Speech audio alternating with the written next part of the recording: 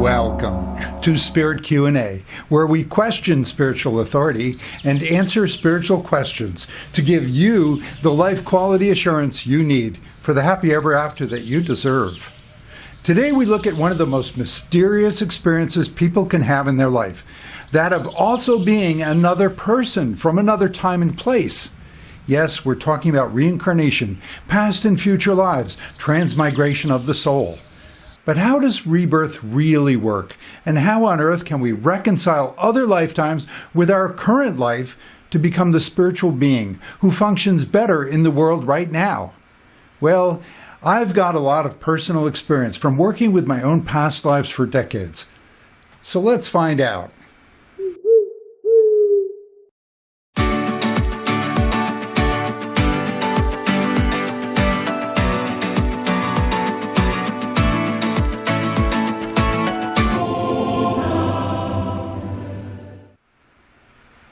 Hi, my name is Carl Johann Schroeder.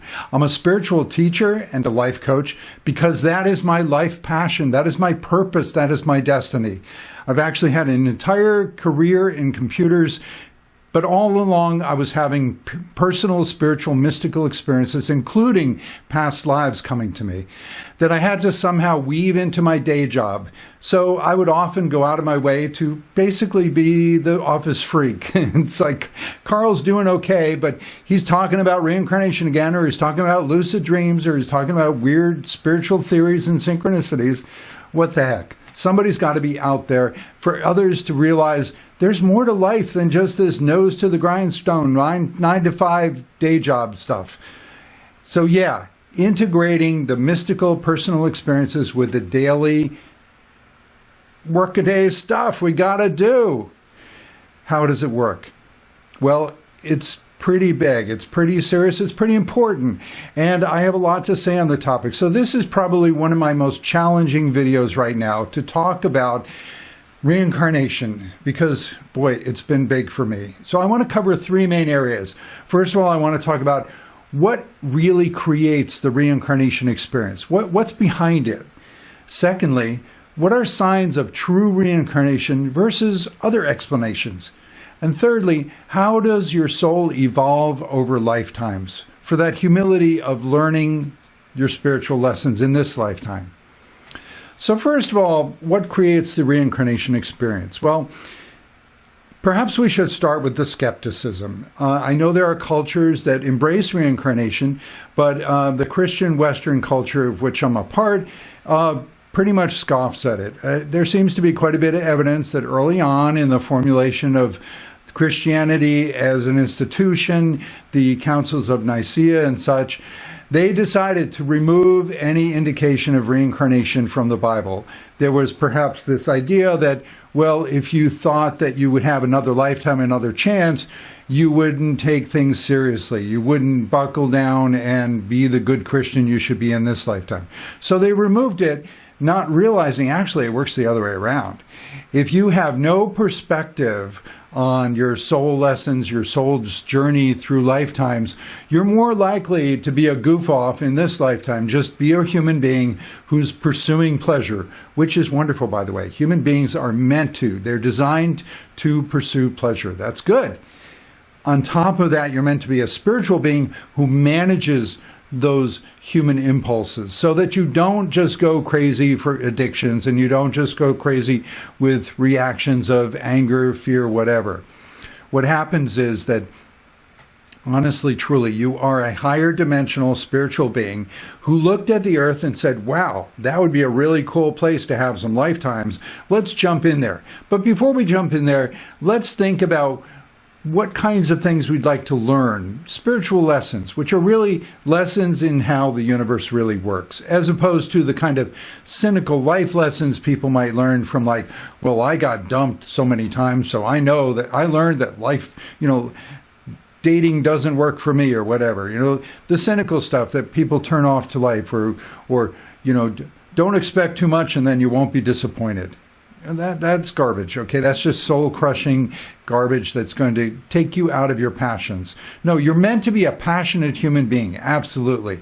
And you're meant to learn about how the universe works so that you can be a more and more successful human being who's enjoying a wonderful life.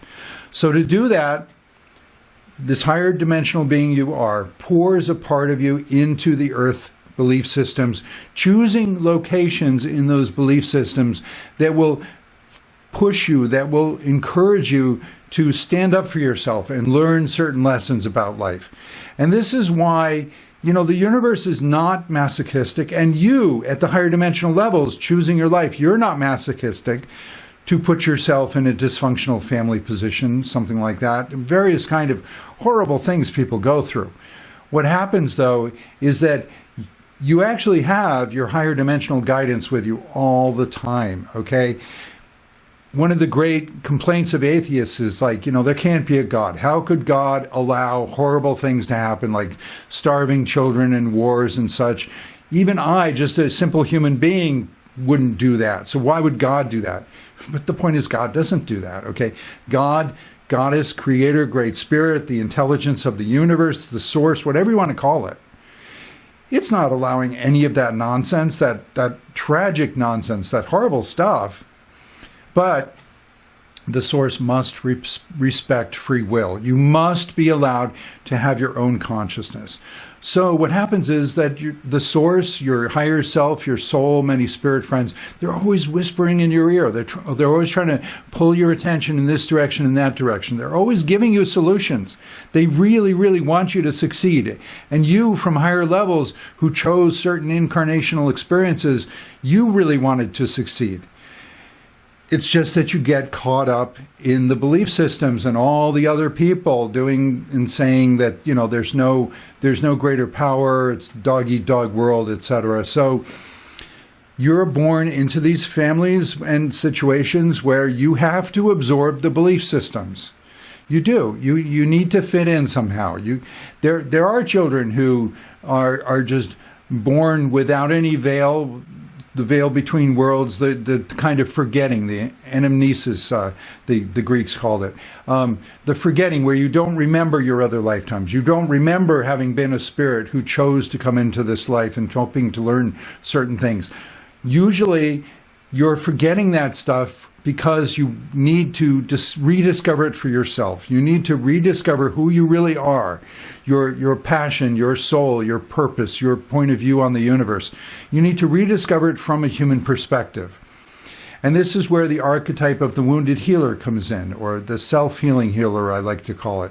It's when somebody has gone through difficult situations and they found what works for them, what helps them recover, what helps them to get away from what was bad for them and to embrace what was good for them, which is a journey of self-love, really, to care enough about ourselves to say no to the beliefs and the people that are telling us all kinds of nonsense and garbage that would be bad for us, and to say yes, like I love myself enough to give myself a chance to thrive with these people, with these beliefs that seem to open me up, seem to allow me to flow, seem to allow me to get excited about being alive. So yeah, you are not thrown into a situation for no reason. The hope and purpose is that you will manage, you will survive the early years of absorbing belief systems and trying to fit in, because as a helpless little infant and then growing up, you really need to fit in. You really need that family to do as much as they can to take care of you. And then the hope and promise is that you can heal all of that as you become an adult. An adult is really signified by the conclusion of the adolescent, the brain development where the prefrontal cortex, the front of the human brain, highly developed, where free will really happens. This is where you can hold your own beliefs. You can decide, I was told all my life to think this way, to do this, but you know what?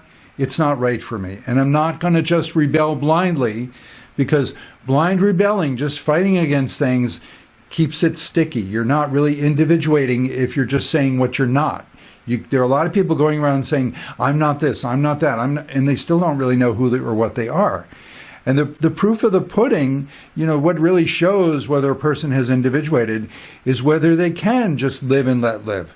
Let other people choose what they want in life. I am so happy and excited and passionate and inspired to do what comes out of me to do, to respond from what's within me. Because that's the soul, that's your personal source, your response to the world. So people who are following their response, they don't have time for fighting and arguing with other people. This is the journey I've been on. I've spent a lot of my life getting just enough spiritual insight to then be highly upset and offended and triggered by all the people who are saying things that wouldn't be good for me. And then I want to go change them and argue with them. And what's that? That's really a sign of you're not fully trusting and believing in your path, yourself. You're upset and triggered by other people who are actually voicing the kind of doubts you have about yourself. So you're hoping to stamp out that inner doubt by getting rid of it on the outside. Never works. You've got to find your inner peace where you know yourself and you are so in love with yourself, your soul, what you came here to do, your potentials, that I don't have time to argue with you other people. I know what's good for me, and that's what I do. When you can get into that kind of flow, which I'm getting more and more good at myself these days, the world can change around you. And that's when you discover these metaphysical principles where they talk about you create your own reality.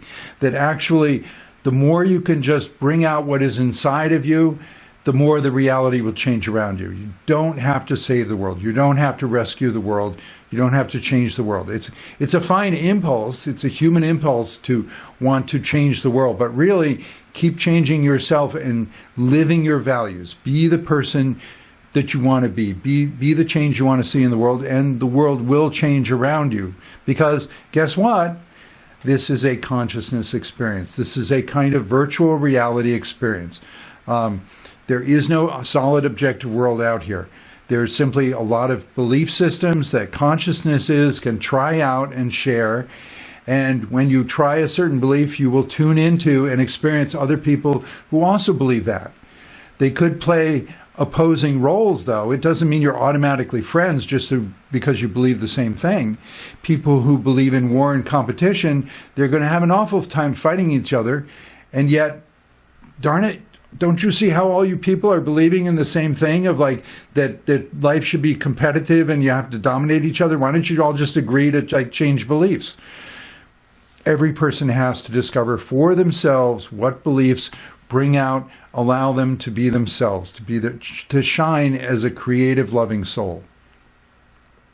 So that's some of the theory of what's going on with these ascension times, that we are learning to be the creation, the human being, and also the creator in the creation, being able to assess our human experience as we go along and make the changes to our belief systems. And so we go in and out of a higher level, which is known as the astral plane. There's the physical plane, which we're all pretty familiar with, physical life, biochemical reactions, all that kind of stuff.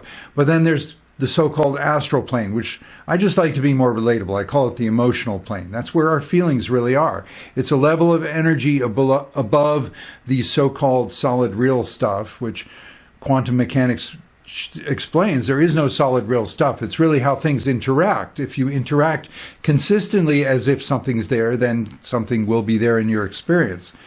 But the goal of the ascension times is to become a spiritual being who can rise above the human reactions. Just sample your human experience enough to say, hey, I can feel it. I know from experience this is not good for me, but this does excite me. So let's now go to a higher spiritual level and look, so what are the beliefs? What are the decisions? What are the worldviews? What are the definitions? What are the perspectives I've adopted that lead me to react that way and interact with other people and build up that kind of world? Well, I can change those beliefs. And the more you change beliefs and function from your changed beliefs, be a different person, the more you will, faster than you would have thought possible, you will meet different people, different opportunities, and the world will change. my latest model is I've been thinking of it as kind of like, I don't know if any of you remember, there was a show called Laugh-In. I'm dating myself. I was a 60s baby. Now I didn't have my adolescent years until the 70s, but yeah, I remember like this show called Laugh-In. It was a comedy show. There was this wall of little windows, and people would open the window and stick their head out and say some joke or one-liner or whatever, and then shut it again. I was mentioning this to a friend today, and she said, "Oh, like the Muppets." Oh yeah, the Muppet Show did something like that. Well, that is our reality. Our reality is a wall of windows and doors, and depending on your beliefs and how you are functioning, what kind of energies you're running in your life, whether you're like, a revenge, paranoia-based person, or you're a love optimism-based person, different doors and windows will unlock. And what happens is, yes, real people from real other realities will be able to peek into your reality, and they'll be able to tell you about their life and their beliefs and what they do. But always, always, always, you are not directly impacted. They are just sort of peering in. They are real beings, but you are running your own life. So you can decide which beliefs to go along with, and that will close. If you don't like certain beliefs and groups and whatever, you can close those, and those kind of people won't show up anymore, and your reality, your entire reality will rapidly change. So what we're experiencing now in the world is a divergence where the earth can't tolerate these, mutually incompatible belief systems and tribes anymore. It's time, with climate change and all, the people who want to have a peace-based, cooperation-based planet, they will get it. Just function that way yourself, and you will meet those people, build that life. And the people who want to go back for another round of war and whatever, let them. They will slip off the radar. Their little windows in the wall will close, and you won't see them again. So these are the kind of spiritual lessons, learning how the universe really works. Now, as far as reincarnation, the point is that you need more than one lifetime. You need more than one experience, perspective to learn about how the universe works. And it's an endless journey. You want to have an endless number of lifetimes. But then you get all these concerns of like, well, I'm used to living in time and space, and things are very sequential. How can you possibly have, other lifetimes? Like, is there some kind of transcendent soul consciousness that hops out of the body that dies, and well, maybe it goes into the afterlife for a while, some other place, but then it decides time to reincarnate and learn more of my lessons, and it comes back into a new body. It's like, okay, that's the classic sequential reincarnation model. That's more enlightened, more flexible than those people who say, no, I only have one lifetime, this is it, I'm going to party or whatever, make the best of it, and when I die, I die. That's it. Look, if people want to believe that, fine. And then people get very hostile to the idea of reincarnation. They say things like, well, how come everybody thinks they're Cleopatra? How come everybody thinks they're someone famous? Well, I'm going to get into some of that. I mean, there are reasons why people associate with certain historical figures, certain milestones, certain markers for the culture, because that's how we start to tune into who we actually are. Ideally, you would allow yourself to have little fantasy moments of like, oh, maybe I'm this person, maybe I'm that person, and then see what comes of it. If it really develops roots, if it really starts lining up everything in your life, like, oh my God, my childhood hobbies and passions and some of those odd events in my life, and it's like, oh my God, that lines up with that person's biography. Yeah, you could really be that person. And that has happened for me. I am some semi-famous people in history, okay? Most people haven't even heard of my lifetimes. A number of academics or people into the history of religion and spirituality, they have heard of me. Still, I'm not like one of the biggest names. I'm absolutely not Jesus or whatever. But I do have a lifetime that more than one Christian lifetime, but a lifetime in particular, had visions of Jesus. And when I found out I was her, I started having her visions, because I talked with her. I asked her, like, so I always thought Jesus was pretty cool when I was growing up in my Christian background in Presbyterian church. I had some fundamentalist relatives, and I've talked about that in my How Did I See Heaven and Hell video. I don't care for the judgmental fundamentalism, but basic Christianity can be really sweet, especially the quotes of Jesus. As a kid, I liked the idea of Jesus, but when I tuned into this lifetime, I was like, come on, I still don't really know, like, is Jesus a real person? Well, then I had this incredible vision that completely corresponded with the vision that my past life has had. And I won't go into the full stories and the detail and the emotions. It's really life-changing stuff when you tap into other lives and peak experiences with spiritual beings.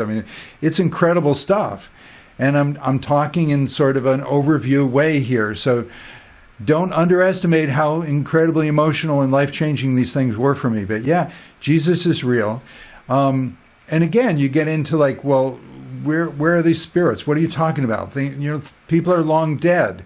Well, no, they're not long dead. See, here's how it works is, so at the physical level, we're under our belief systems. Belief systems are sort of, above the physical level. You are a human being. You are subject to time and space.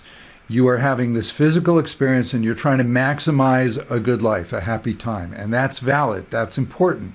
You're supposed to have that personal human experience of what didn't feel good and what does feel good. As I mentioned, the idea is to not only be that, though, to also rise above the physical level, get above the belief systems, and have some spiritual perspective of like, what was I believing? Who was I hanging out with? Like, how was I functioning? Like, can I change? I can change. So I'm saying the idea of you're a spiritual being, but you're inside the beliefs, experiencing time and space. If you stay only human in time and space, it's perfectly reasonable to be skeptical. Like, where do people go when they die? How can there be an afterlife? I don't physically experience it. It's not on the planet. Doesn't make any sense. Right. It doesn't make any sense because it's another state of consciousness, and consciousness creates the realities, which, if you're into your dreams and your meditations and poetry and imagining inspirational experiences, you're more willing to admit, like, there's a lot more to life than the physical stuff, and that my consciousness can dream worlds, and maybe those are real. If you have a life-changing emotional dream, that's more real than daily life. So a lot of people, like, say, people who are really into, like, the nuts and bolts physical time space, they're completely skeptical for good reason of the afterlife, of reincarnation, of any of this stuff, and they say, like, well, prove it to me. Well, anytime somebody says, prove it to me, that's sadistic, that's masochistic. You can't prove anything.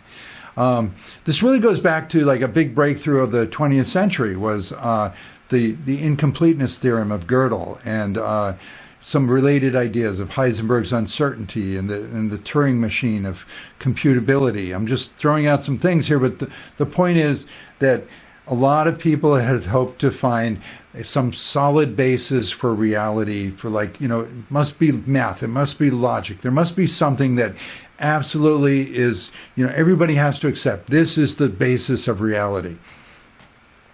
Bertrand Russell, a famous logician, he was really hoping to have an absolute proof of reality, and they actually wrote, like, this, like, huge volume book all about, like, how 1 + 1, how can you, basic addition, 1 + 1, trying to prove that.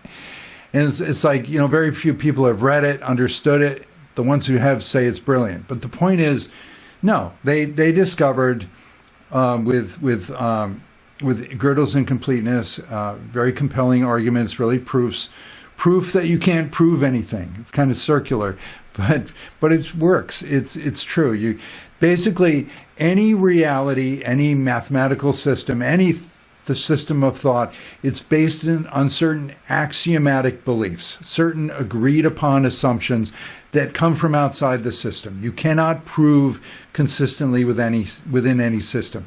You have to accept certain things, and then you go into that system, and then other things beyond it you're blind to, and you think that's the world. Well, that's what's going on with people who are really, really materialistic. There is only the physical world. And then they're like, well, prove it to me that reincarnation exists, and prove it to me the afterlife. And like, forget it. No, it's like, I mean, if they're saying prove it in an open-minded way, then sure, you can offer stories that kind of pull their heart into it, because the heart leads. The heart is a phenomenal organ that actually connects with other dimensions. You actually have a foothold always on other worlds, no matter how much you get with your head, with your brain, into a particular reality. Your heart can lead you to higher truths. So people who are open from their heart, then you can explain some of these things like reincarnation in the afterlife. But people who just say, prove it, forget it. It's sadistic, masochistic if you try to prove something to them. So yeah, there are people who say, like, why does everybody think they're Cleopatra or someone famous?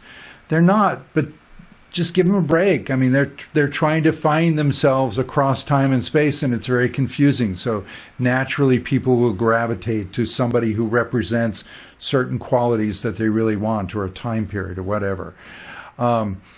So putting the kind of proofs aside and just talking about how things work here, the idea that it's a big evolutionary leap to even consider reincarnation, that I have some kind of immortal soul, that my consciousness survives death, and that I have some kind of experience in another higher dimension where I look upon, review my life experience. What did I learn? How did I become a better person?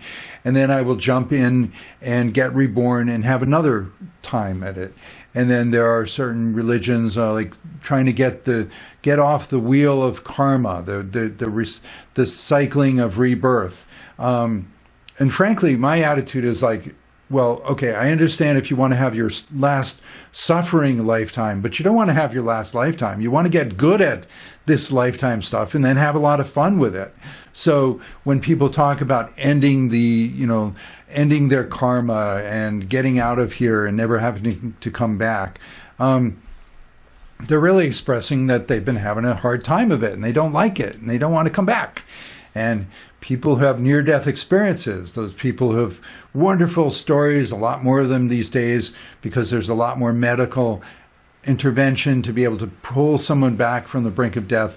They have these wonderful stories of the afterlife, and they're like, oh my God, it feels so good here. I just want to stay here. And their guides say, like, nope, you're just visiting. You're reaffirming your connection to the source, but you really want to go back. And they're like, no, don't make me go back. Well, so a lot of people have different kinds of disabilities adjusting to the earth experience.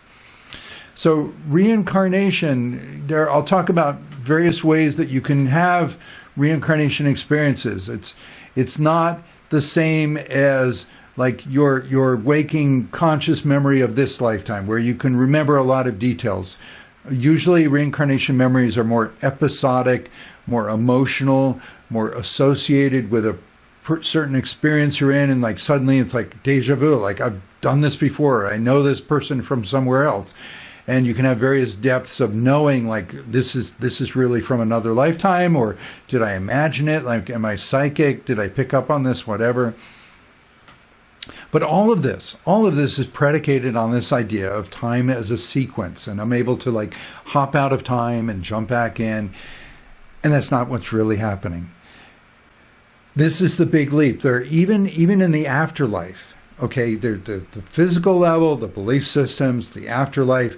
Well, the afterlife still has its belief systems, and in the traditional afterlife, even the more open-minded traditional afterlife, where they think about reincarnation, what's happening is that really all time is simultaneous, and they're having an experience of connecting with different lifetimes in a sequence that hopefully helps them to feel better about the universe.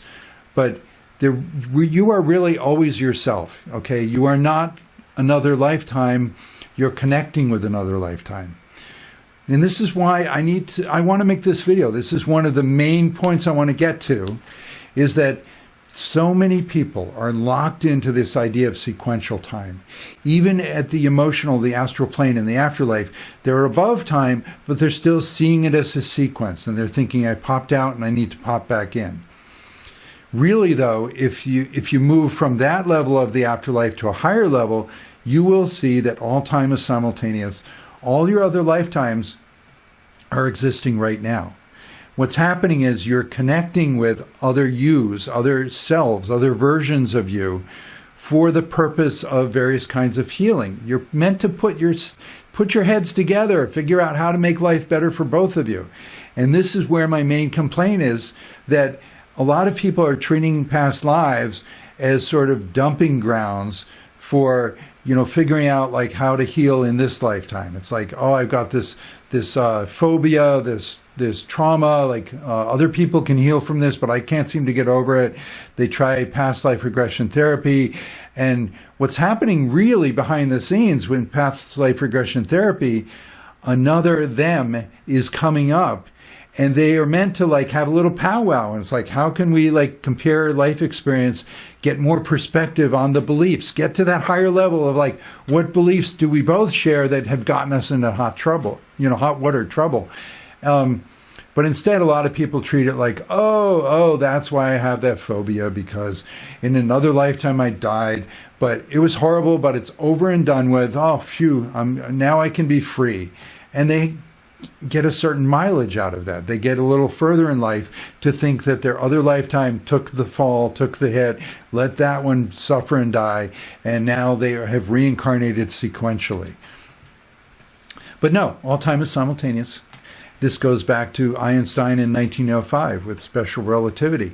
He discovered that space and time have to be very interlinked and flexible in order to explain the actual measured observation that there is a speed limit to physical existence. It's the speed of light in a vacuum. Actually, any massless particle will go the speed of light. But basically, in order for the laws of physics to have a consistency in Maxwell's equations, therefore there needs to be an upper bound to how fast you can go. And it makes some intuitive sense, because speed is what? Speed is change in distance over change in time. So if there's going to be a maximum speed, then distance and time have to change somehow so that it always works out, proportionally, etc. I'm just giving a little intuitive sense of it. But basically, yeah, there's the whole talk of if you approach the speed of light, time slows down, you get heavier. Well, actually, no, you always feel just fine. Other people watching you will see you as having slowed down. Now, if you accelerate and decelerate, then you have further effects where the twin effect of like somebody goes off in a rocket, comes back, and they will have aged less than the one on Earth. So there'll be an absolute difference there. But usually it's about the relativity of everybody looks and feels just normal in their reality, but other people going different speeds can look to be in different times. You work it out, what happens is there is no present now. Einstein himself said it. He said that time and space are not conditions in which we live. In other words, time and space are not actual things out there. They are modes by which we think. They are the ways that we think about things. And a famous science fiction author said, time is what keeps everything from happening all at once, which is a cute way of saying it too. So the point is actually, see, time is a later invention of existence. Existence just exists. We need to get over the idea of like, well, there has to be a beginning and end. No, there isn't. Existence just always eternally exists. And then it creates these sort of pockets or bubbles like the Big Bang, this whole physical universe, which has a clock associated with it and a start and an end, and people worry about, the heat death of the universe and entropy and all that, the arrow of time. Okay, but all of that is an experience within the set. You are a consciousness beyond the set. The Big Bang is always here right now. Everything is always here right now. All your lifetimes, all the other yous, they're all here right now. Which means there really is no sequence. There is no narrative. Now, our consciousnesses build narratives. Where is that coming from? Well, what happens is that there's always now, and you want to focus on being who you are, being the best being you can be right now. There's a lot of beings there. But so this is the whole point of deep meditation, of finding a bliss of just existing, of being yourself. It's counterproductive to the materialism that puts the action, physical universe first. If you're materialistic, you think like, there's no value to sitting and meditating. Get doing stuff. You got to do stuff. If you do enough stuff, you'll be able to, have money, buy snacks and happy experiences, and then you'll be happy. So the being comes from the doing. You got to do stuff. But people try that and they become depressed, or they become obsessive compulsive, or they become narcissistic, brutal. It doesn't work. Actually, the being comes first. When you make peace with your state of being, what you do best from that state of being will naturally flow out of you, will naturally come to you. You will experience various forms of connecting with other forms of you, other lifetimes, your higher self, higher parts of you. You will, the more you can be the loving, genuine person you are right now, the more you become timeless, and all the different yous in the simultaneous time link up in the very best way to support a beautiful narrative of the most wonderful universe.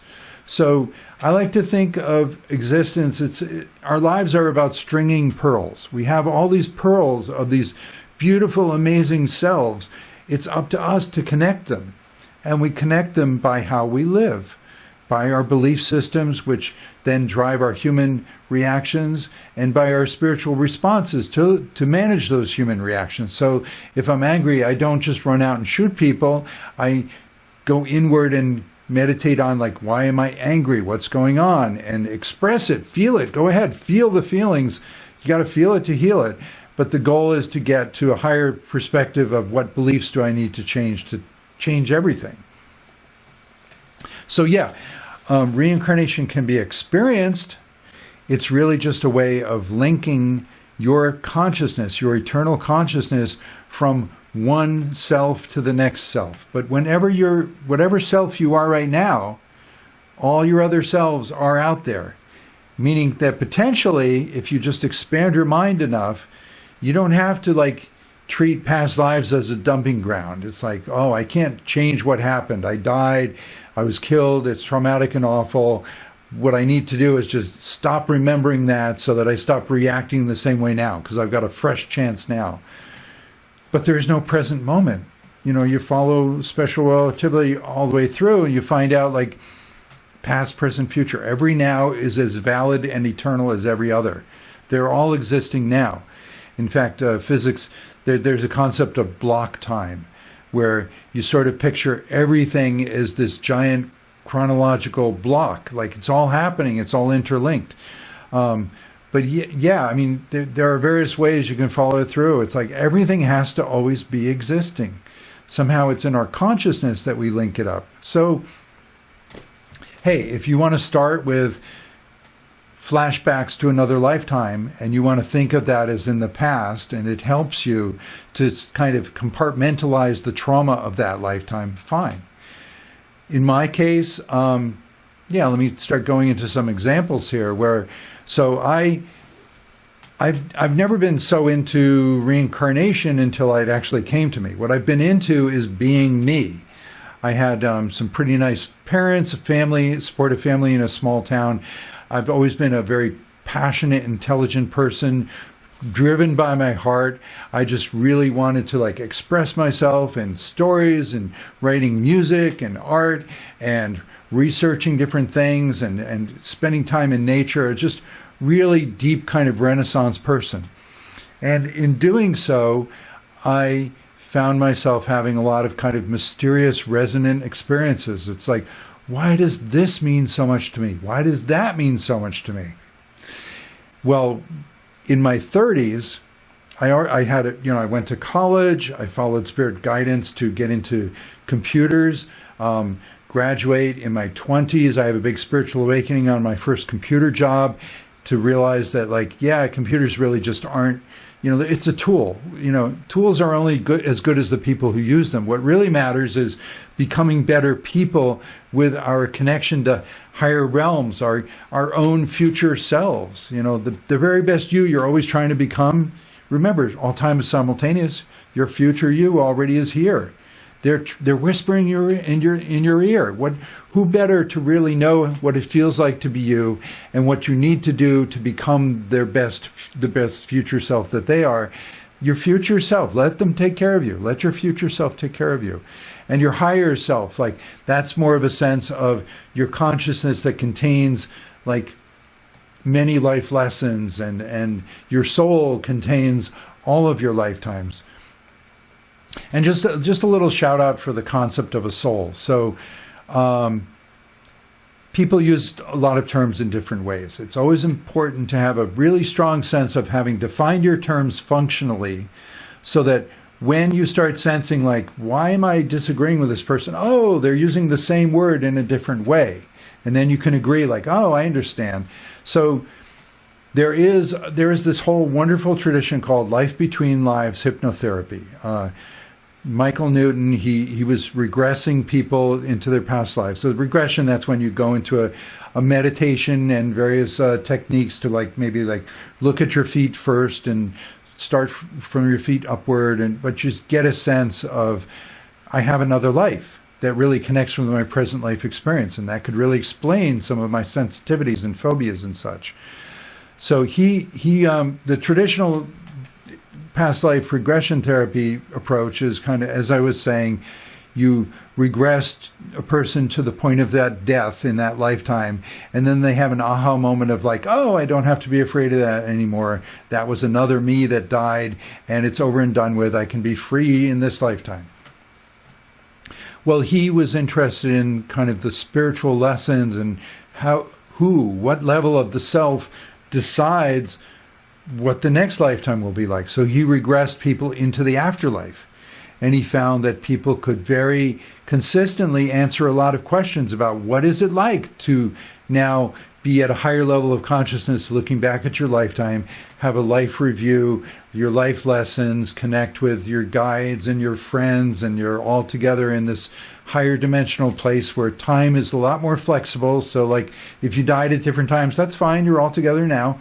Now he called that level, which is like the astral plane, the emotional plane, he called that being a soul. I would not call that being a soul. I would call it being a spirit. And the astral plane is actually notorious for. The lower astral plane is where a lot of difficult emotions can really trap people in sort of these tormented kind of hellish dreams. I talk about this again in my video, How Did I See Heaven and Hell? The lower astral plane is where these traditions of hells come from, but there are no devils. It's just people suffering in their emotional states and having a kind of waking dream of being like lost and alone and ashamed and hurt and all this. And then the higher astral realms are these beautiful afterlife cities, these beautiful experiences that people see and talk about in different religions. So Michael Newton is calling this the soul level. And yeah, he's interviewing people in that hypnotic state and getting a lot of consistent answers. Great, wonderful. But then certain things they didn't discover. They didn't discover simultaneous time. Like traditional, life between lives, hypnotherapy, Michael Newton school, they don't believe in parallel lives. How can you possibly have a parallel life? It's like your soul didn't have time to hop out of this body into the next body. There's too much overlap. That's not you. It's just still very linear time. Because like I said, from the astral plane, you're above time, but you're still looking at those timelines. So the best you can imagine is, well, I can hop around, but I'm still stuck in timelines. But the next level above that, next higher level, where you get into more sort of the gods and goddesses of the mental or causal plane or whatever you want to call it, and that's where a lot of like belief systems really show up in a final way of like, the wars and the mythologies and the legends and all this stuff. It's like their whole belief systems around retribution and revenge, and like you don't have to live that way. Like you don't have to be this deity, this the pumped up power being at this higher dimensional level who nonetheless keeps doing these cycles of violence. It's still a kind of reincarnation there.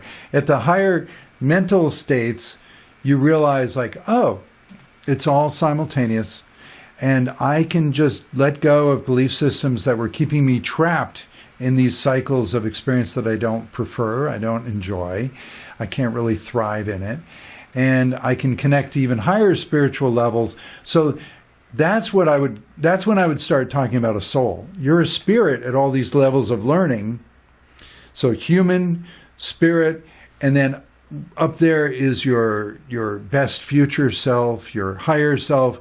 And then to me, way up there is a window on the infinite, which is your soul. And there you can talk about levels of the soul. So yeah, there's my human soul at a certain level, but then there's a soul of many lifetimes and even lifetimes beyond human, because yeah, people do tap into lifetimes on other planets that can get really far out. And yeah, I mean, absolutely extraterrestrial life exists. The point is they are in a different set where they're going to have some fundamentally different strengths and weaknesses with regard to how existence works. So it can be very useful to tap into your other lives as other kinds of beings. It also can be, you can be more allergic to it, as it were, as a human being. Because down at the human level, it's like, you're taking me out of time and space, saying I have other lifetimes, and you're saying I'm from other planets too. I can't take it. It's like, so this is part of the spiritual journey, to appreciate what can people handle. What can I handle? What am I ready for? I don't want to be one of these, sort of airy-fairy, believe anything people. There are a lot of people who on the spiritual path who like, that's true, everything's true. And they don't really follow it through enough to realize like some of the things that they've agreed to actually lead to a lot of conflicts and a lot of torment. Like a lot of spiritual people, they end up feeling very, psychically abused and under psychic attacks. And it's like, well, you haven't integrated your negative reactions to false beliefs. That's why you're experiencing devils and things attacking you. I made another video about how can we bust the myths of psychic attack. So that has those ideas. So what I want to say is, so your terminology, for me, it's about human, spirit, get into your higher self, your human soul, your larger soul of many lives across different planets. Your soul is way up there. Someone like Bashar, wonderful channeled entity who's really focused on helping humanity understand these kind of concepts of simultaneous time, choosing your beliefs above the time-space limitations, hopping to different timelines. It's fine. It's okay. You can change all of reality when you change yourself. Bashar uses a terminology of your oversoul would be the level of you that has many lifetimes. Your human soul of yourself is sort of your most developed spirit. That's fine. Again, terminology. But so a lot of people, there are this hierarchy, this developmental line of thinking where, great, it's a big step forward to believe in reincarnation, but then people get stuck in like, it's only sequential reincarnation and you're stuck with certain things. And I've been in a lot of arguments with the traditional Michael Newton life between lives hypnotherapy, because they get into an attitude of like, well, in the afterlife, I'm a soul, I know everything, and then my guides told me we decided to plan a certain human life, and who am I to question that? I've got to go through that life. I've got to do the best of like, staying with the people that I was born with and all this stuff. And no, like at a higher level, you realize like, hey, all of that, I meant to be able to change that when it works to change it. So a lot of traditional reincarnation people, they're like, that's what it was. Get used to it. Just compartmentalize yourself. Just stop thinking about the lifetimes that suffered and died. Focus on now. Okay, it's good to focus on now, to be present, to be your best potential. But a greater truth is to realize, like, I'm connecting with other lifetimes because they want to heal and I want to heal. We're all simultaneously existing. One of my metaphors I like was actually a friend that came up with this. It's like he said the afterlife is like people are in France. I mean, you don't think that when somebody is in another country they don't exist, and yet when they've died, somebody from the 1800s, you think they don't exist anymore. It's like, no, they're in a different kind of France or whatever. It's like, if you knew how to call them up on the phone, or if you knew how to go there, which you can in dreams and altered states, you could visit them and see them. They're just fine. Everybody's just fine in their own places, in their own realities. So yeah, a lot. For me, the goal is to make friends with my other lifetimes and help each other heal. And when they have gone through a trauma that relates to my trauma, let's put it together. Let's get more perspective on what are the beliefs we both had that led us into, places that aren't good for us and got us stuck in things. So moving right along, I need to get into some fun personal examples here, right? And as I do this, I'll kind of roll in the idea of like, what are real signs of reincarnation versus or reincarnation, connecting with other parallel simultaneous lifetimes versus what are sort of near misses, or, some of these, to answer some of the ego questions of like, well, why does everybody think there's somebody famous? Well, they don't. But then, like I said, I started discovering I really do have some semi-famous lifetimes. So that really brought up the ego accusations in my own mind and from other people when I said, like, I'm so-and-so. And if they heard of them, they're like, how dare you say you're so and that person? Well, check me out. I mean, this is what I care about. So the things that really connect lifetimes, okay, there are certain things that connect lifetimes that would be signs of real reincarnation. So one of them, kind of interesting, is facial features. At least at this time on the planet for humanity, facial features, the basic structure of the face, tends to be constant across lifetimes. Body weight, race, hair color, gender, all that stuff can change. That's fine. But there's something about the face. It's very personal. It kind of presents the soul. So the idea of your soul, that you have this immortal personality that has to do with what you are, the universe. Everyone is the universe expressing themselves. Remember, simultaneous time. We have come up in our consciousness different ways of thinking about things, different perspectives. They're all the different belief systems. And so you can change your beliefs, you can pop into a different form of you, but you're still just visiting it. You will always have your side of every experience, right? So like in really great close spiritual relationships, people can have merging experiences, becoming one, but then they separate again and they realize, if you're honest with yourself, you realize like, I was always me, I merged with you, and then I became my version of you. And this is actually what's always happening. This is how it is you create your own reality. That yes, you are meeting other people, but you will always interact with your version of them, your conception of them. And that means that's great. That's very empowering. That's your free will, your consciousness. You have your experience of everything. And that means if you don't like the way things are going, then disconnect. Just make your decision. It's like, yeah, when I connected with that person, I felt this way, I thought these things, and I don't like that. I don't want to believe that life is, that there's no higher power, there's no help for us, it's all competition and domination.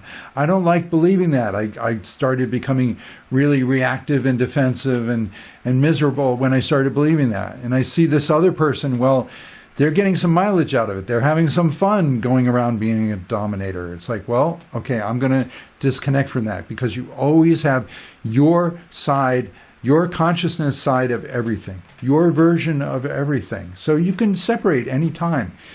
The reason why people stay bonded and kind of drag each other through the mud of each other's belief systems, for some reason, you got to figure out, what am I getting out of this? Why do I think I need to stay hooked with this person? A lot of it has to go back to the childhood experiences, like deep feelings of deep beliefs that, like, I will die if I don't stay in this tribe, if I don't keep towing the line, if I don't agree with the group think, I will die. And the beliefs, negative beliefs particularly, they will actually scream at you if you try to not believe something. Like, I want to leave the domination culture. I don't believe the world is against me. I don't believe that using force and domination and threats to make people do things for me, I don't believe that actually accomplishes anything. There's no love in that. I'm not going to do that. You're going to get those beliefs are going to scream at you saying, you're going to die without us, you're wrong, you can't live, you can't survive. People go into all kinds of paranoia. You see it these days with really wonderful spiritual people, but then they go into conspiracy theories, crazy conspiracy theories, like, all these people, this cabal, they're out to get me. What they're actually expressing is, there are some conspiracies, there are some interlinked, criminal organizations, whatever. But really, you would be safe from all of that if you had positive beliefs. Positive beliefs are going to let through your spiritual guidance. You will be guided out of the way of any dangers. What's happening is people are sensing somebody's out to get me. Yeah, your own negative beliefs are out to get you. Your own negative beliefs are going to keep trying to shove you back in the box, keep you locked in there, because as a human being, you naturally want to have a happy, healthy life. So you're naturally built, naturally predisposed to want to let go of negative beliefs. The only reason to hold on to them are some beliefs that, so I think that I need to save those people. I think that we only have one reality. I'm stuck with these people.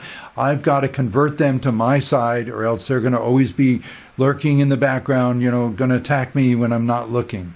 All these ideas. The more you learn about, you do create your own reality, the more you're going to let go of all kinds of conflicting belief systems, the people that work from those belief systems, and you're going to let go of this whole idea of sequential reincarnation, where you use your other lifetimes as dumping grounds for what you can't deal with. You're going to be more open to, like, hey, who would be better to be my best friend than another me? Like, I'm very drawn to say, I'm personally drawn to, like, the Victorian era.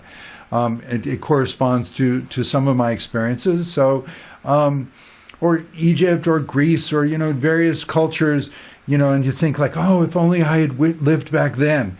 It's because a part of you does live back then. It's actually a fact of the universe that you can't desire something unless a part of you already has it. I call it consciousness is the fruit on the bush. By the time you're aware of wanting something or caring about something, it's because deeper other parts of you already have it, and they're calling you to, like, hey, connect with me, join with me. We can enjoy this together.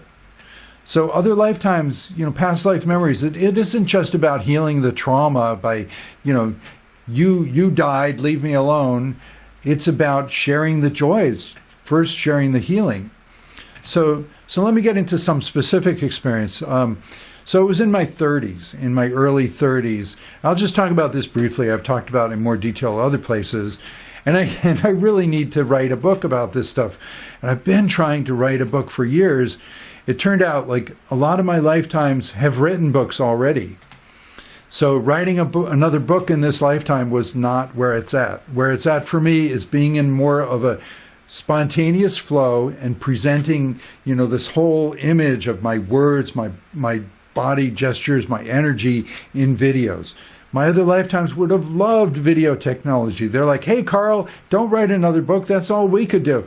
To make videos, you can influence so many people. Oh my God, it's amazing. Your tech culture is amazing.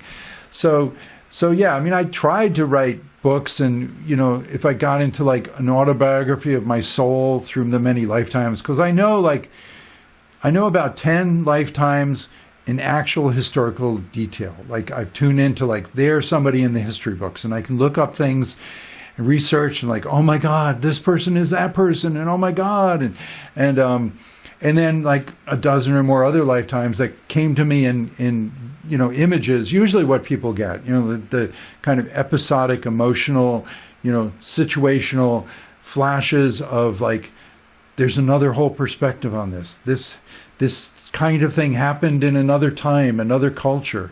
But yeah, so my first specific concrete historical lifetime came to me in my mid to early 30s. What was happening was I had been exploring my spirituality a lot, and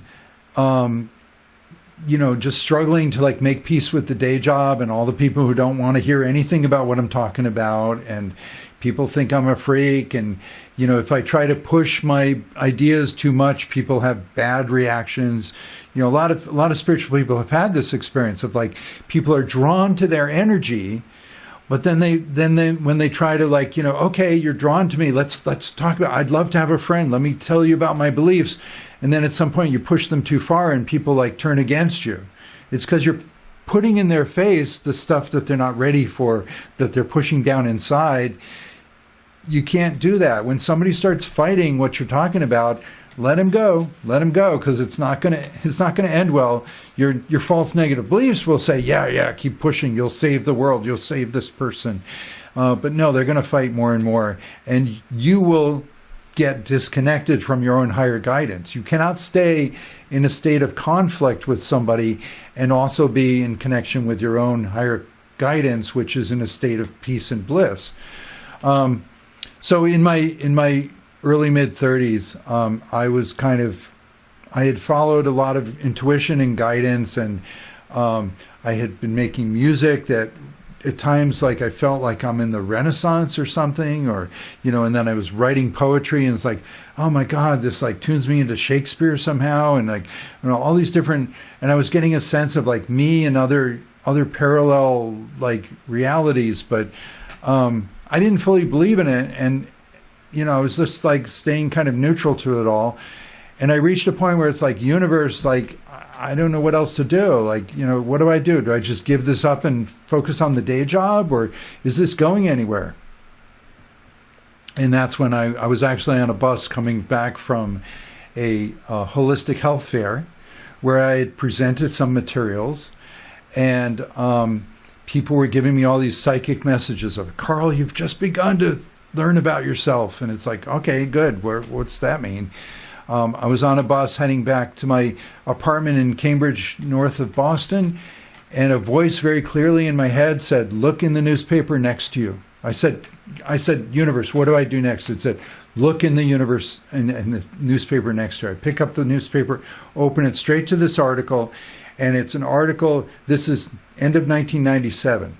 And it said how 1998 was going to be the 900th anniversary of the mystical composer, spiritual nun, Hildegard of Bingen. And when I saw that name, my brain exploded. So this is one very dramatic evidence of past lives. I call it the "oh my God, that's me" effect. Oh my God, that's me. And I've heard of a few people having this too. An anesthesiologist, he went to, I wish I could find the citation for this, but he went to a convention in England.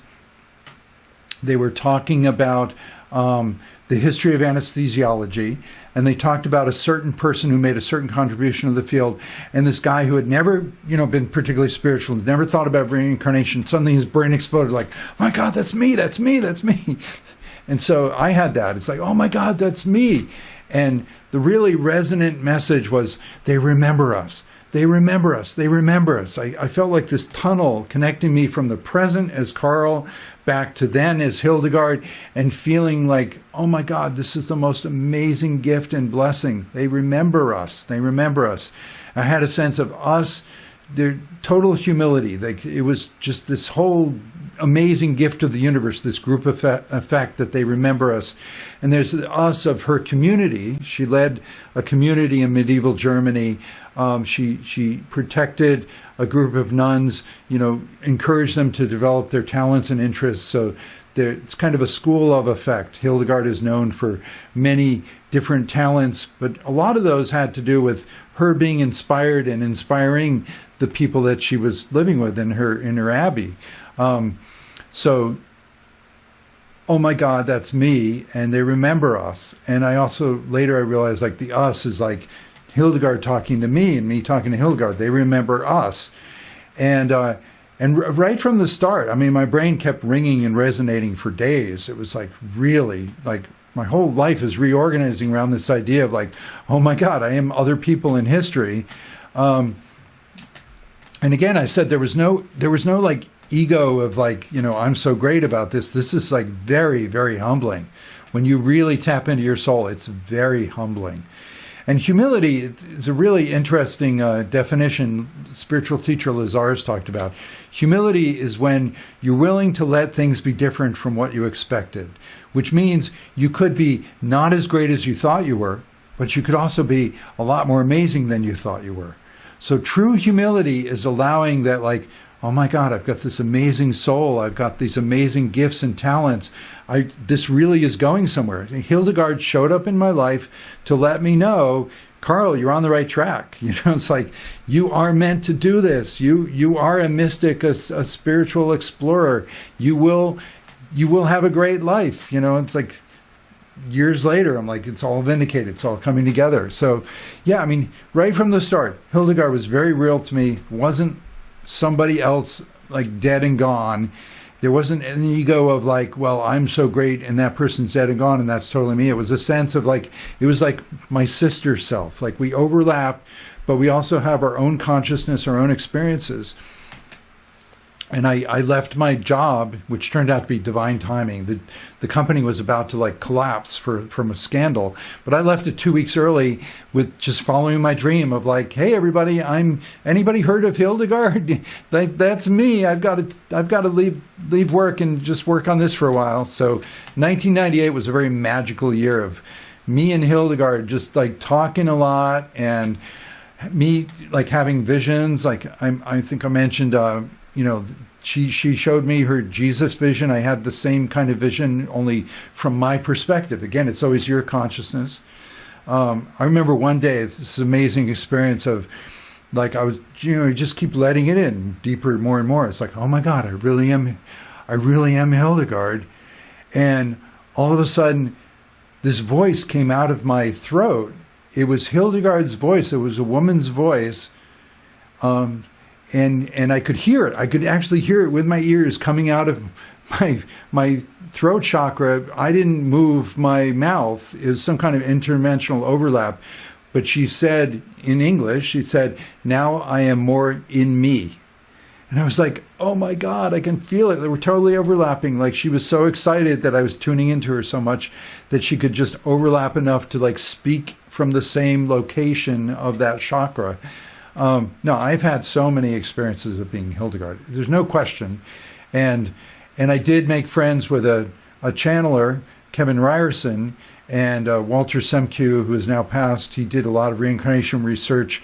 Kevin Ryerson was Shirley MacLaine's channeler, helped her go out on a limb. And if you watch her really cool biopic, Out on a Limb, TV miniseries, from the 80s, Kevin Ryerson actually recreates his first channeling for her. Anyway, yeah, I started knowing a lot of, like, overlaps. I would just read a little bit of, like, Hildegard's bio and people in her life, and I'd be like, oh, I get it. Like, this person is that person, and I could feel the overlaps. The personalities are the same, the interests, the passions, what they're trying to learn, the longer term spiritual lessons of the soul, and if a picture is available, then faces could look similar. There's no direct pictures of Hildegard's time, but anyway, I knew that Hildegard was she was pretty radical in her time. And she had a moment in history where she could speak up for spirit in some really pretty progressive ways, and that got her in a lot of trouble with the church. But she appealed to Saint Bernard of Clairvaux, an important theologian at the time, and he defended her, and he took her case to the Pope Eugene III at the time, and the Pope said, leave Hildegard alone. She's doing something special, and so she was not. She was not, did not, there were people who want to excommunicate her or something. And this is typical. This is why a lot of spiritual teachers and on this path of spiritual growth, you can feel persecution from other lifetimes. But I like to say this is the lifetime of lifetimes. This is a really wonderful, special place in history where we do have so much cultural intermingling and a lot of tolerance. There are totally intolerant groups and societies and horrible racism and sexism, absolutely.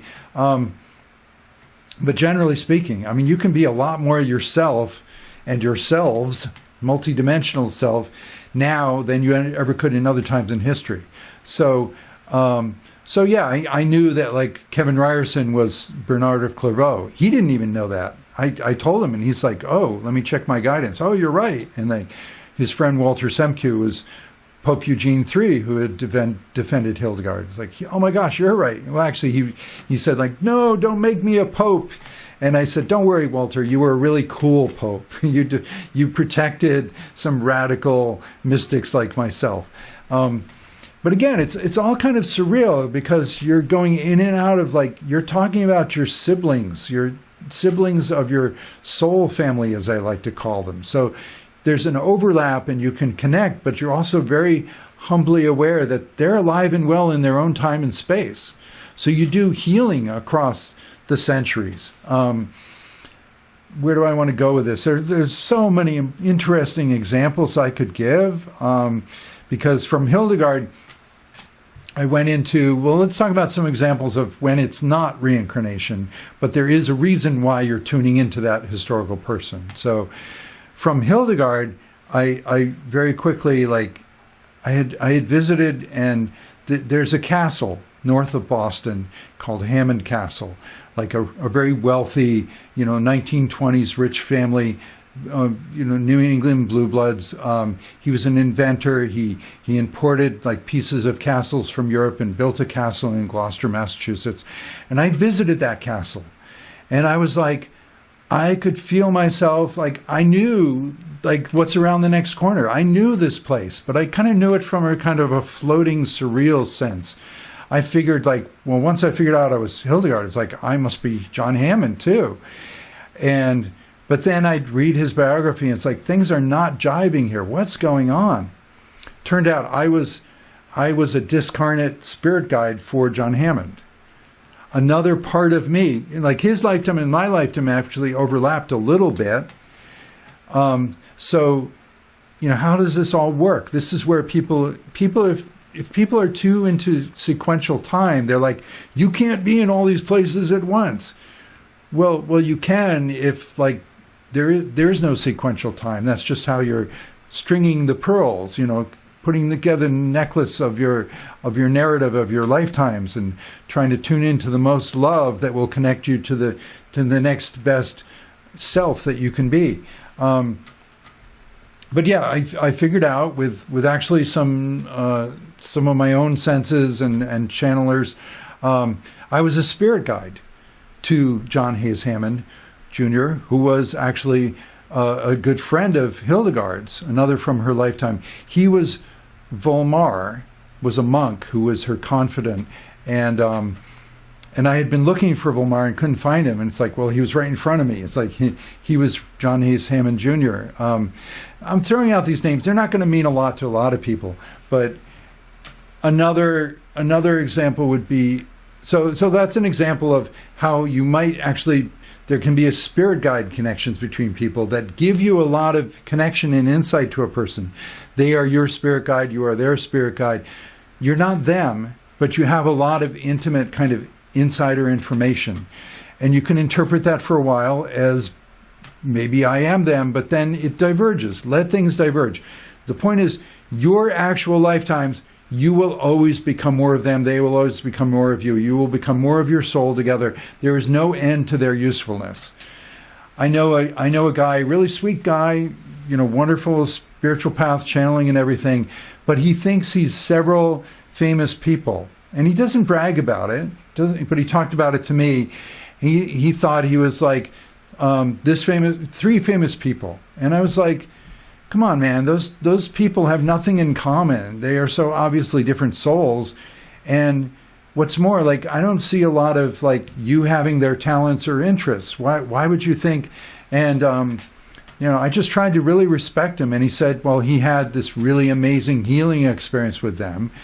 And then he stopped connecting with them, but he knew it was them. And it's like, I couldn't argue with him. It's just like there's a level of his ego. He's not sure who he is, but he's holding on to the idea of he was those people, even though clearly there was a short-term spiritual connection for some kind of healing.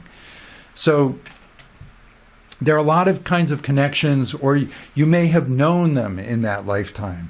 And I went through a whole thing of thinking I was Carl von Linné, Carolus Linnaeus. He was a famous 1700s Swedish botanist, and he was an associate, actually a relative of Emanuel Swedenborg, a famous mystic. I had really strong feelings for all these people, and I saw pictures in books, and I recognized images from Carolus Linnaeus. He adopted a Latin name because he's the one who's responsible for the Latin taxonomy, the Latin naming of all the creatures and, phyla and all these things. That's him. That's his invention. So Carolus Linnaeus, he called himself. I recognized images of his home. So for a while, I thought I really was him, for quite a while, like a year, a few years. And then eventually I started realizing, I started actually having visions of how he and I worked together at higher dimensional levels. We both really celebrate the appearance of life forms. My specialty, my soul, is really into noticing and maintaining the connection to the source. I connect people to the source. That's what Hildegard is known for. That's what other lifetimes that we've all worked with to one degree or another. That's what I do. That's my specialty. I connect people to the source, which you can see if somebody's, got a lot of denials and scared of their own potentials, somebody like me is going to really trigger them. So I have to be wise to where I'm welcome and people want more connection to the source, and where I'm not welcome and people are starting to turn against me and my negative beliefs are saying, go ahead, Carl, convert them, save them. Like, no, don't convert and save people. Focus on converting and saving yourself. So yeah, I figured out I wasn't Carolus Linnaeus. I was a student of his. So you could be a student or associate of people and feel for a while like you are them. But eventually let it diverge. I could go into more examples like that, but what else? I need to pick out. There's so much more I can say about reincarnation, so many interesting stories. I'll say, so the next big, I actually kind of went underground with my reincarnation knowledge for a while. For like 10 years, I just couldn't really work with it too much because I was with so many people who opposed it. I married somebody who I knew I was from that lifetime, turned out to be not a great connection. And I'm going to do a different video talking about soulmates, twin souls, twin flames, all that kind of stuff. Karma is really just picking up where you last left off. Edgar Cayce called karma just memory. You're remembering where your relationship was in another lifetime and you're continuing that. So a lot of times you can have strong reactions for or against people. It's because another you already has experience with them as another them. But it doesn't mean it's meant to work out or whatever. It just means it's time. The time has come up for you to reevaluate, to reacquaint yourself with this spiritual connection. So, yeah, I was with a lot of people for quite a while who I knew had connections to Hildegard in other lifetimes, but turned out to not be the best, healthiest, freeing, liberating connections. So I had to work through a lot of that stuff. So it wasn't for quite a while that finally I discovered another lifetime I really connected with, and I had again the "oh my God, that's me" effect. So this was it was interesting. So actually I had been Googling on the internet a lot about Hildegard reincarnation. Anybody have some more clues? And I came across this website, somebody doing Hermetic astrology. Apparently it works, because this guy said he had been going off of Rudolf Steiner, famous mystic, who at the end of his life did a bunch of lectures on the past lives of famous people in history. And he felt like, it needs to be out there to connect more of the dots. And he said, like, there's this Russian philosopher, spiritual philosopher, Vladimir Soloviev from the 1800s, and that he had a past life of a German nun. He dared not say the name. He's kind of leaving it open. But then this Hermetic astrologer put it together and felt like it's Hildegard. So that's how I found it Googling, and I was like, somebody says somebody named Vladimir Soloviev is another lifetime of Hildegard. Well, I have to look that up. I look at the Wikipedia page and I'm like, oh my God, that's me. Oh my God. And in this case, there are photographs. And yeah, I look so much like him. And these little stories, these wonderful little anecdotes of it pieces together your life. So with Vladimir, he was friends with Dostoevsky.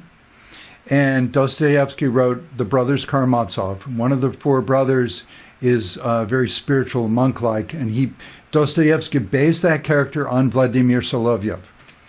Well, my mother, see, all these little stories, these little anecdotes. So my mother, when I was growing up, she loved The Brothers Karamazov. And she kept telling me, Carl, you've got to read this book. One of the brothers is so like you. You're going to see yourself in him. You got to read this book. And I was just like, no, Mom, I'm not going to read this. She was past, she was in spirit by the time I finally figured out, like, I am Vladimir. But that was one of the things. It's like, oh, Mom knew, mothers knew, mothers know. Like, my mom always knew that I was Vladimir Soloviev. That's amazing. And like another anecdote from Vladimir. Vladimir and I had to do a lot of like karmic work together, because I had spent years thinking like, okay, I've got this famous lifetime as a nun, as a woman. I'm a man. I feel like I'm going to disappoint people who would really want Hildegard to be a woman. And I really need more grounding in my masculine action qualities, because I tended to be a very kind of lofty, ivory tower, working out spiritual theory, but I would really prefer other people to do the dirty work in the world. Well, that's called spiritual bypassing. If you get in a position of like, I dare not go into the world, I will lose my ideals, that's a sure sign that you've got a lot of negative beliefs that you need to get into your life. You need to manifest things. You will hit those negative beliefs. You will have, emotional reactions to those negative beliefs. You'll feel awful, but you got to go through that stuff to identify the negative beliefs and change them. And so Vladimir was really obsessed with like saving the world he was going to unite all the Christian religions. He was ecumenical studies. He was going to, based on Jesus, beautiful teachings from Jesus, he's going to design the bridges between all the Christian factions, and there will be no more Christian arguments. And he was Eastern Orthodox in Russia. Well, it just tormented him more and more to like try to force some kind of uniting. You can't do this. This is one of my fundamental lessons of my soul.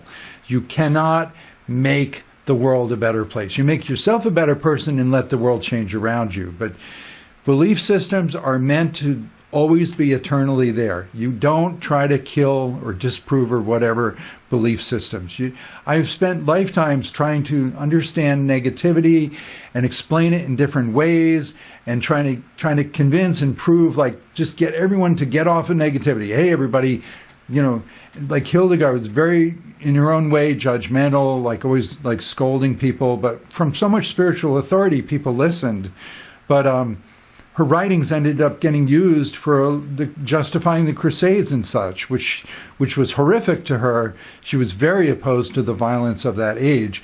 But even with the best spiritual intentions, if you are still buying into the domination culture, the idea that you can somehow make the world think better or act better or do better, even if from the best intentions, you will be in that negativity of domination.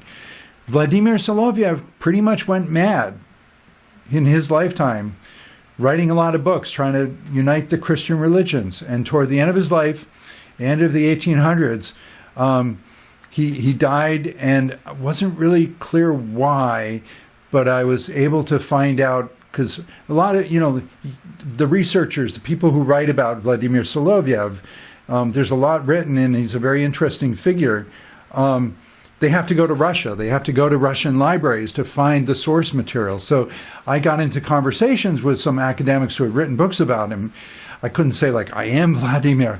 Like, wouldn't you love to talk to me and learn more about how souls connect across lifetimes? It's like, no, they don't want to learn that. But they were interested in my interest. I wanted to know, how did Vladimir die? Turned out, toward the end of his life, he was getting so paranoid from the stress of trying to make everybody, believe in peace and love. He was really getting into pretty much dousing himself in turpentine.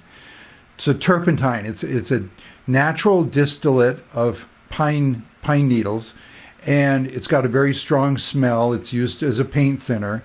Well, back in the 1800s, people thought that was like sage burning or whatever. It was a really great smell that would ward off evil spirits. And there are anecdotes of people saying, like, that Vladimir would stink of turpentine. He would douse himself. It was like a cologne or an aftershave. He was always in turpentine. Well, there are a lot of things that people didn't understand how toxic they were back then. He didn't understand that the fumes of turpentine were like destroying his organs, his liver or something. It's like, so that's what he died of, is turpentine poisoning, inhalation, because he kept thinking it would keep away the evil spirits from all the stress of trying to unite the Christian religions. Well, wonderful little anecdote. See, I grew up in a little town called Pine Plains, and lots of pine trees around there. And my father was a German immigrant, married my mother locally, and he was an upholsterer by trade. And he had a shop, and I grew up in this shop full of paints and furniture being repaired, and the smell of turpentine terrified me. It's like, that was one thing, is like, I know, I just like freaked me out, the smell of turpentine. Like, I couldn't deal with it.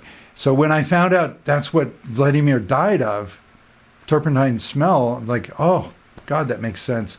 Pine Plains, terrified of the pine distillate, turpentine, that's me. So like these little anecdotes, like, they may not sound convincing to other people, but I've had so many experiences too of like, I mentioned, like, I haven't written books like my other lifetimes have. I also couldn't read the books that they'd written. Like, I tried reading a book of Vladimir's, and it was freaking me out. It's like, I'm reading a page, and I would be intuitive. I would just open up to a page.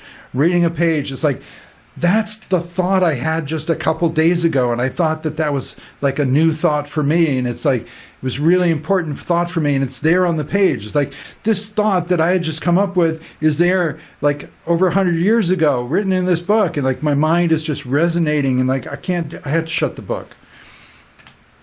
And I remember I had a lucid dream of meeting with with Vladimir in a dream. And I was so excited. It's like, Vladimir, we're like brothers. I'm your future self.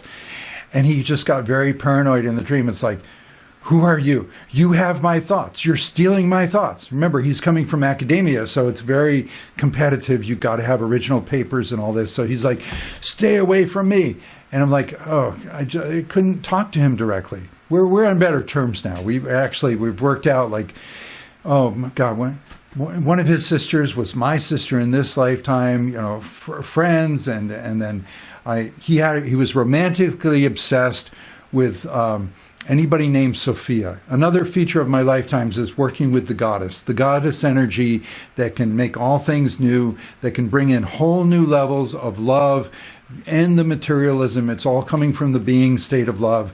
So like Hildegard, Jakob Boehme, Vladimir, others, all talking about Sophia, the divine wisdom, feminine divine wisdom of God.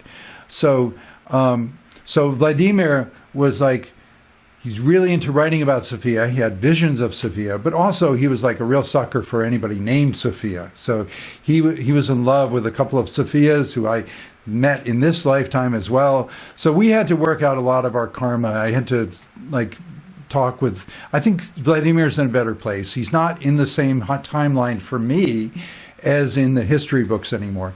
But he and I both had to learn, you don't try to dominate the world, fix it, rescue it. You can't force beliefs on people. You'll just make yourself sick. And secondly, the romantic idealism of trying to have, a divine partner in the body, it's not going to work. At the end of his life, he actually had somebody approach him, Anna Schmidt, this woman who said oh, Vladimir, I read your stuff, we are divine partners, we belong together. And she freaked him out. She came on so strong to him. I met her in this lifetime. I came strong on to her, and then she freaked out. And so many little patterns. You learn to let people be who they are. Don't force your beliefs on people. If people align with, a divine source of your own, if people align with someone from a lifetime or more of your source, go along with people, have a good time together as long as you're in the same alignment, the same connection. But when they diverge, let them go. What's another fun anecdote? It's I want to say something about future lives. You can have future lives. I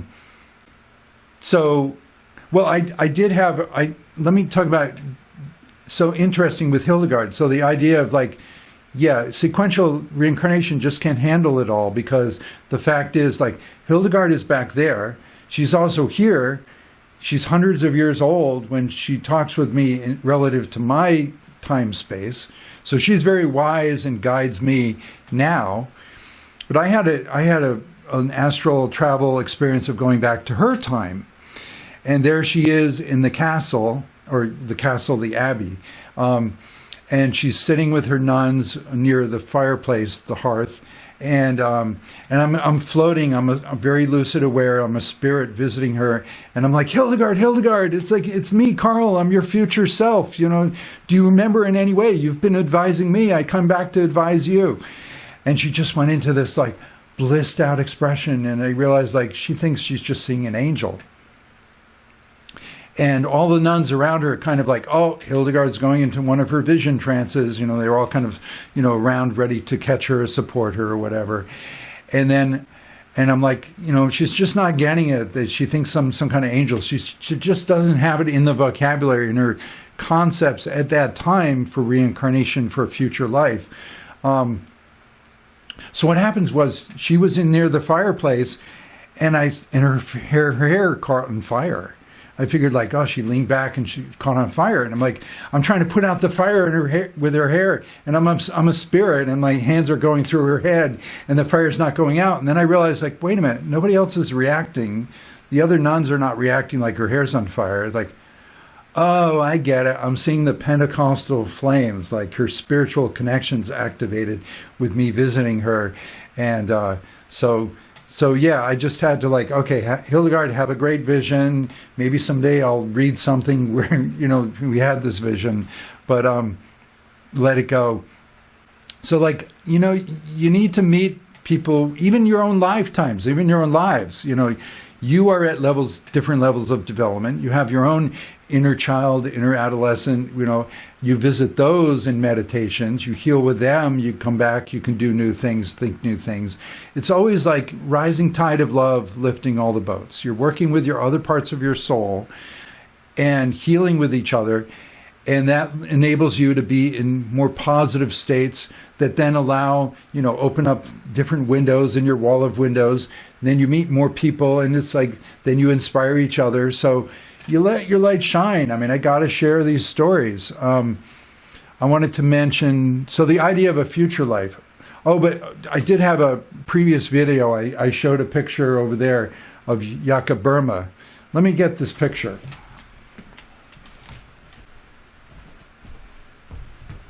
All right.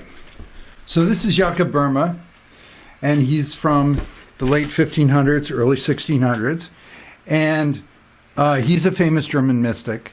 And it's nice to bring him into the conversation here because he's sort of a link between Hildegard and Vladimir. Vladimir was really into Jakob Boehme.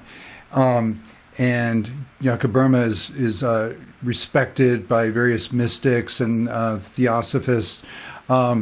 So Jakob Boehme, for a while there, I was so into finding friends from other lifetimes and other lifetime hints.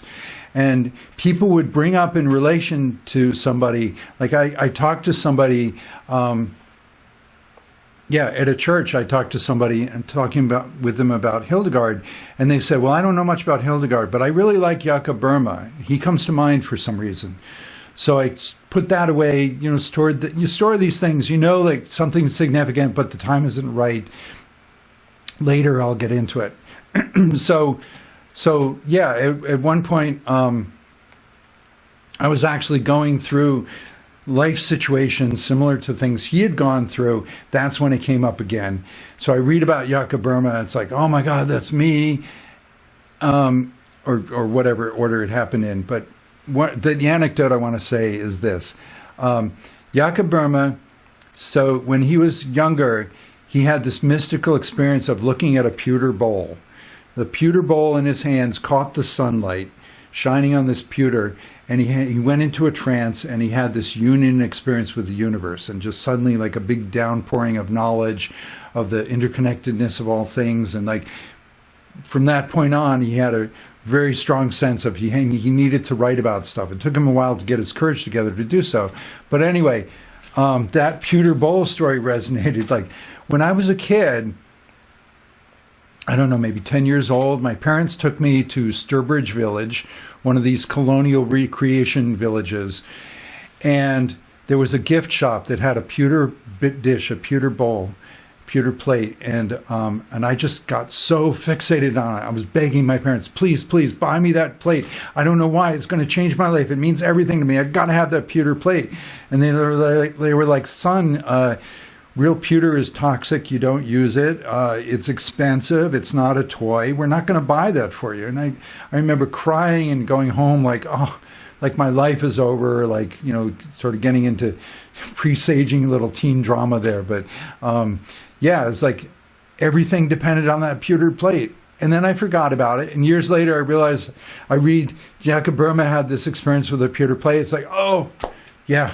Yeah, that's another story of you get these little anecdotes. But like I said, the point is that you keep growing with your actual past lives. Other people that you connect with for one reason or another, you don't keep growing with. I mentioned Renaissance music. Well, okay, so the one sign of reincarnation, but you're not sure if you're that person, but somebody is very real to you. So in high school, when we read Shakespeare, you have to read Shakespeare in high school.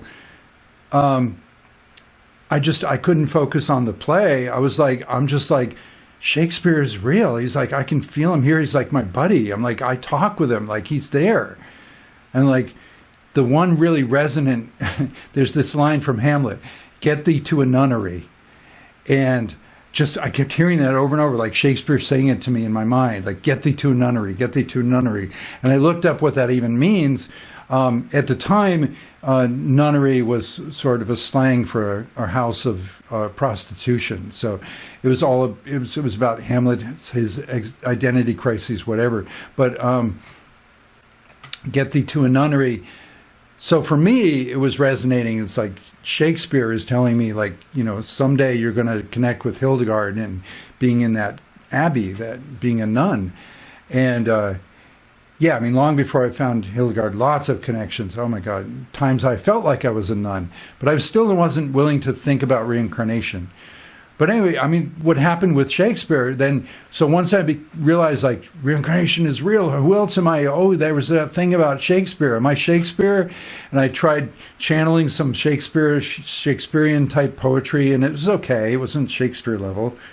It took me a while to figure out, and actually Autumn Ray helped me, channeled by Kevin Ryerson, that I was Robert Johnson. And when I figured it out, so Robert Johnson was a lute player.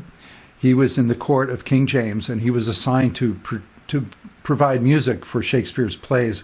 People often don't know that Shakespeare's plays, some of them were more like musicals, like The Tempest had a lot of music with it. And so Robert Johnson composed some music for The Tempest, and I remember, I mean, I feel it emotionally. It's not like a logical memory, but like being like, you know, spending time with Shakespeare and just sort of philosophizing. The Tempest was like the final, most like philosophical, profound spiritual play of his life. And I just know like we influenced each other. And with the time when I found about this Robert Johnson, I actually had a friend who was really into medieval, like period music, and loved to play his lute. And he was younger, and I was kind of a father figure to him, advising him on his dating life. And I just felt like I felt like he's in that lifetime somewhere. And then I read about how Robert Johnson's father, John Johnson, was a lute player in the court of Queen Elizabeth, and that I just knew that was him. And there's so many connections that can go into it. It just becomes this fascinating, humbling web of like, oh my God, my soul is so big. It has all these connections. You want to be you. You want to find your soul and work with your lifetimes. I was going to conclude, there's so much I could say, but I was going to conclude with a story of future lives. Because yes, all this talk of past lives, what about futures? Well, kind of like with Hildegard, not able to process what does that mean that you're saying your future life, you just think some kind of angel. We're less likely to connect with future lives because we don't have the same mental capacity to embrace it, to understand it as well. That's one reason. Secondly, it kind of, a future life interferes with our sense of free will in that timeline of time and space. But the more you embrace, like, it's not about time space, it's about the perfection of my soul, that I always want to be the best me where I am, and that will connect me with all the other best me's. So I have no problem with there being a predestination, and free will is more the pace at which I embrace the real eternal me. So Bashar, Channel Entity, has a nice metaphor of like, at the higher levels, you design all your spiritual lessons in your life. Once you're in your life, free will shows up as like it was a hallway. It's a hallway you have designed for yourself to walk down. Now that you're in the life, you can decide how fast or slow you walk down the hallway, whether you refuse to go down the hallway at all, whether you try to, just walk on the ceiling or something nutty. I mean, so you have a lot of choice of how well you unfold your spiritual truths, your destiny, but you do have a destiny. You do have a predestination. So one time, I did have a very vivid, wonderful future dream. So a lot of my astral, spiritual out-of-body experiences start from a dream. I've become very lucid. I'm aware that I'm in another time and space. So I had a dream that of this future society. I don't know how far in the future, not a lot, maybe a century or so. And there was another me. I was like half in, half out of this other me. And it was this future society where they have like computers that can read your thoughts. You just sort of dictate your thoughts and like a lot of things. It's very, very beautiful, supported arts, philosophy-oriented society where machines take care of a lot of things. Good use of machines there. And it really reminded me of the movie Her.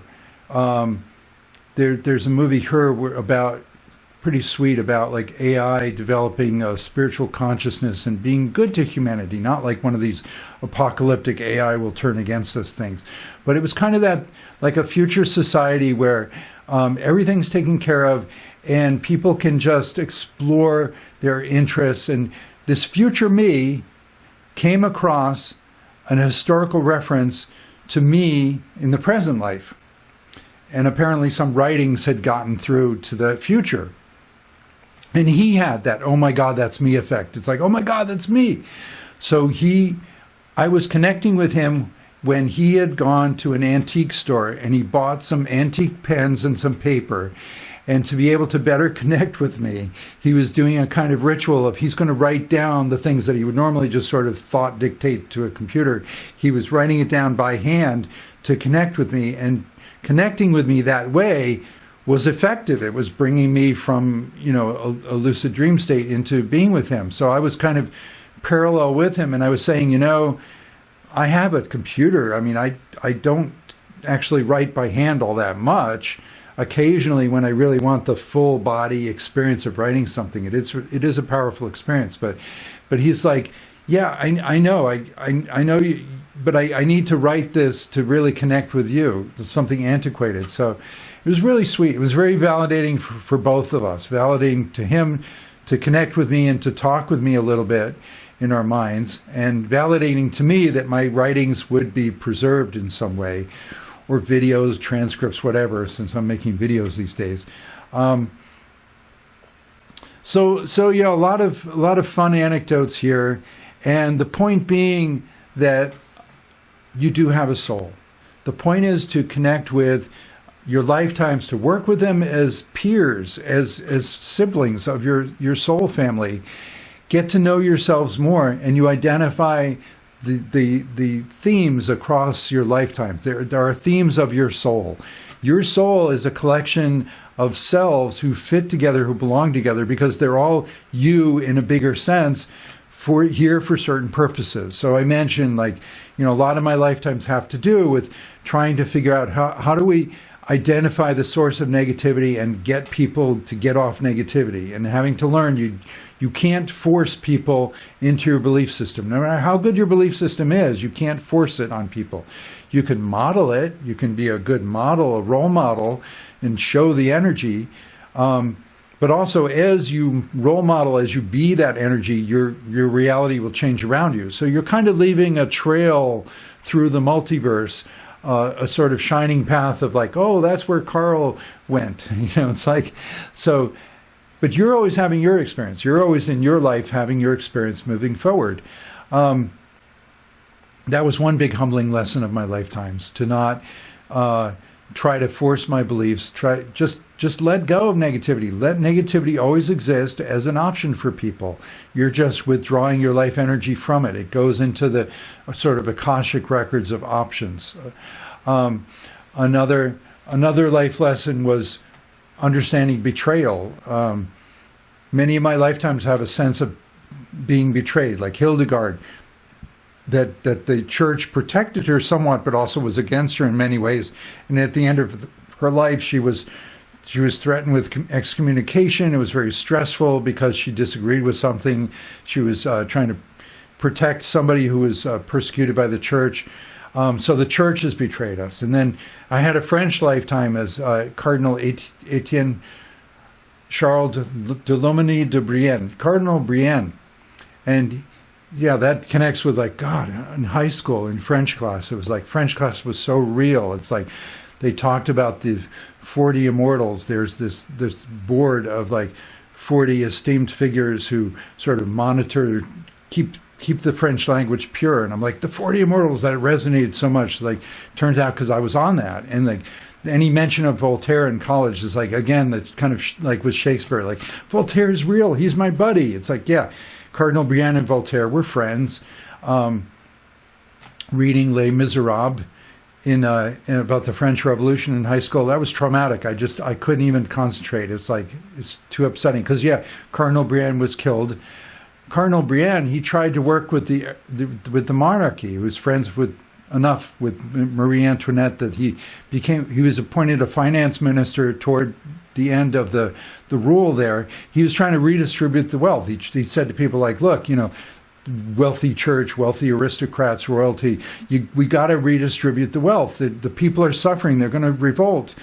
And, well, they didn't want to give up their wealth. And, yeah, they revolted. And I ended up being everyone's enemy. Like the royalty and the church denounced me for like having sided with the people and trying to change the status quo, and then most of the people viewed me as their enemy for having been with the royalty in the church as an archbishop. So yeah, in the end I was killed. I had some local friends, but so betrayed by the church, betrayed by the state, betrayed by academia, as Vladimir, just betrayed by different institutions. And in this lifetime, being guided to be a computer software engineer and have high hopes for AI and machines, and realize like, no, these are just tools of the people, and evil people will have evil uses for machines, and good people will have good uses. And so a sense of betrayal by the whole computer information age, like people worshiping it, and it's like,